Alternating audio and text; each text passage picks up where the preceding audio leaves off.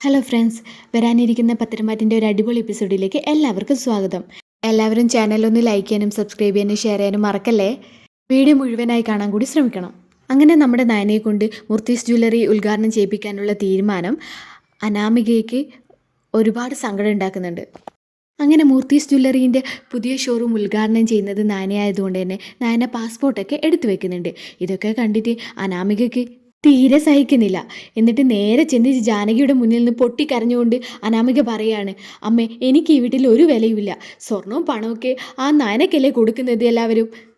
അതും പോരാഞ്ഞിട്ട് ബോംബെയിലുള്ള നമ്മുടെ മൂർത്തീസ് ജ്വല്ലറിൻ്റെ സ്വർണ്ണക്കട ഉദ്ഘാടനം ചെയ്യിപ്പിക്കുക കൂടി ചെയ്യുന്നു അവളെ കൊണ്ട്. ഇതൊക്കെ കാണാനാണോ അമ്മേ അനി എന്നെ ഇങ്ങോട്ടേക്ക് കൂട്ടിക്കൊണ്ടുവന്നത്?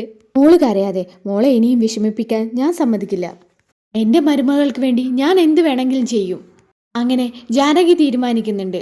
കേട്ട് അനാമികയ്ക്ക് വലിയ സന്തോഷമാകുന്നുണ്ട്. ഉടനെ തൻ്റെ അമ്മയെ വിളിച്ച് ഈ സംഭവങ്ങളൊക്കെ പറയുന്നുണ്ട്. ഒക്കെ കേട്ട് രേവതി പറയുന്നുണ്ട്, ആ ഗതിയില്ലാത്തവളെ കൊണ്ട് ഈ ഒരു വലിയ സ്വർണ്ണക്കട ഉദ്ഘാടനം ചെയ്യിപ്പിക്കാൻ ദേവ്യാൻ്റെ ചേച്ചിക്ക് തലക്ക് വല്ല അസുഖമുണ്ടോ? ഇതൊന്നും എനിക്ക് വിശ്വസിക്കാൻ പോലും പറ്റുന്നില്ല മോളെ.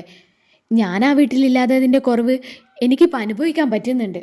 മോള് പേടിക്കണ്ട, ഞാൻ നാളെ തന്നെ അങ്ങോട്ട് വരുന്നുണ്ട്. ദേവ്യാനിയോട് ആ നായനെക്കുറിച്ച് രണ്ട് പറഞ്ഞിട്ട് അമ്മ മടങ്ങി വരും എന്നൊക്കെ പറഞ്ഞ് രേവതി ഫോൺ കട്ട് ചെയ്യുന്നുണ്ട്. പിന്നെ കാണിക്കുന്നത് നവ്യയും നാനയും സംസാരിക്കുന്നതാണ്. അതിനിടയിൽ നവ്യ പറയുന്നുണ്ട്, എടി, എനിക്ക് നിൻ്റെ കൂടെ വരണമെന്നുണ്ട്. പക്ഷേ എനിക്ക് 4-5 മാസം തികയാനായില്ലേ. അപ്പോൾ പുറത്തു പോകുന്നതൊക്കെ റിസ്ക്കാ. എന്നാലും സാരമില്ല, നീ ദുബായിലേക്ക് പോയിട്ട് ഉദ്ഘാടനമൊക്കെ ചെയ്തിട്ട് വാ. അതോർക്കുമ്പോൾ എനിക്കൊരുപാട് സന്തോഷമുണ്ട് എന്ന് നാനയോട് നവ്യ പറയുന്നുണ്ട്. ചേച്ചി വിഷമിക്കാതിരിക്കെ, അഭി കൊണ്ടുപോകാത്ത സ്ഥലങ്ങളിലൊക്കെ ചേച്ചിയെ കൂട്ടി ഞാനും ആദർശേട്ടനും കൂട്ടി പോകുന്നുണ്ട്. ഇപ്പോൾ കുഞ്ഞിനെക്കുറിച്ച് മാത്രം ചിന്തിക്കേ. അടുത്ത ദിവസം രാവിലെ തന്നെ രേവതി അനന്തപുരിയിലേക്ക് വരുന്നുണ്ട്. ഇവിടെ ദേവേച്ചി എവിടെ? ഈ കേട്ടതൊക്കെ സത്യമാണോ എന്ന് ചോദിക്കട്ടെ ഞാൻ. കേട്ട് ദേവ്യാനി അങ്ങോട്ടേക്ക് വരുന്നുണ്ട് കേട്ടോ. ഞാൻ ഈ കേട്ടതൊക്കെ സത്യമാണോ ദേവേച്ചി എന്ന് രേവതി ചോദിക്കുമ്പോൾ, രേവതി എന്താ കേട്ടതെന്ന് എനിക്കറിയില്ലല്ലോ എന്ന് ദേവ്യാനി മറുപടി പറയുന്നുണ്ട്. മോള് വിളിച്ചപ്പോൾ എല്ലാം എന്നോട് പറഞ്ഞു. എന്നാലും ദേവേച്ചി ചെയ്തത് വലിയ ചതിയായിപ്പോയി. എന്നാലും ദേവേച്ചി ഉദ്ഘാടനത്തിനൊക്കെ ആ നായനെയാണോ കൊണ്ടുപോകുന്നത്? ദുബായിലേക്ക് പോകാൻ എന്ത് യോഗ്യതയുള്ളത് എന്നൊക്കെ പറഞ്ഞ് രേവതി ബഹളം വെക്കുന്നുണ്ട്. ഇതും കേട്ടുകൊണ്ട് ബാക്കിയുള്ളവരൊക്കെ അങ്ങോട്ടേക്ക് വരുന്നുണ്ട്. രേവതി സമാധാനമായിട്ട് ഇരിക്കേ. കുറേയായി ഞാൻ ഇതൊക്കെ കാണുന്നു. ഇന്ന് ഇതിനൊരു പരിഹാരം ഞാൻ ഉണ്ടാക്കും. ഞാൻ ജീവിച്ചിരിക്കുമ്പോൾ ഈ നായന ദുബായിലേക്ക് പോയി ഉദ്ഘാടനം ചെയ്യില്ല. എല്ലാ സന്തോഷവും ഈ നായനക്ക് മാത്രം കിട്ടിയാൽ മതിയോ? എൻ്റെ അനാമിക മോൾക്കും വേണം ഒരവസരം. അച്ഛൻ ഇതിനൊരു തീരുമാനം പറഞ്ഞേ പറ്റൂ. ഈ അനാമികയെ കൊണ്ട് സ്വർണ്ണക്കട ഉദ്ഘാടനം ചെയ്യിപ്പിക്കണം. അല്ലെങ്കിൽ ഈ നായന അവിടെ പോകാൻ പാടില്ല എന്നൊക്കെ ദേഷ്യത്തിൽ മുത്തശ്ശനോട് പറയാണ് കേട്ടോ ജാനകി. എന്ത് കാര്യത്തെക്കുറിച്ചാണെങ്കിലും അച്ഛനോട് സംസാരിക്കുമ്പോൾ കുറച്ച് മയത്തിലൊക്കെ സംസാരിക്കണം ജാനകി എന്ന് ദേവയാനി പറയുന്നുണ്ട്. ഈ വീട്ടിലുള്ളവർക്ക് അച്ഛനെ ബഹുമാനിച്ചാണ് ശീലം. അത് ജാനകിയായിട്ട് ഈ വീട്ടിൽ തെറ്റിക്കരുത്. അനിയുടെ അമ്മ എനിക്ക് വേണ്ടിയല്ലേ സംസാരിക്കുന്നത്. സകല കൺട്രോളും ഇല്ലാതെയാണ് ഞാനിവിടെ നിൽക്കുന്നത്. എനിക്ക് കിട്ടേണ്ട അവസരങ്ങളാണ് വല്യമ്മയുടെ മരുമകള് തട്ടിയെടുത്തോണ്ടിരിക്കുന്നത്.